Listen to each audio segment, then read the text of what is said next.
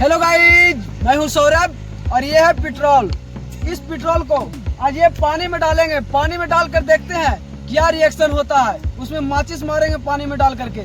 तो चलिए, आप ये कोशिश घर पर करने का बिल्कुल भी ना करें। ये बहुत खतरनाक साबित हो सकता है आपको भाई। ये दिखाने के लिए है। तो चलिए स्टार्ट करते हैं और देखते हैं क्या रिएक्शन आता है। तो चलिए स्टार्ट करते हैं।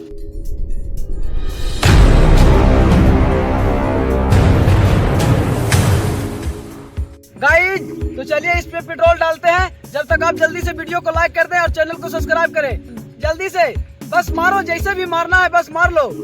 जल्दी मारो। मार दिए। तो चलिए डालते हैं पेट्रोल को और लहराते हैं। ओ भाई, अभी भाई ये क्या हो गया यार। ओ भाई,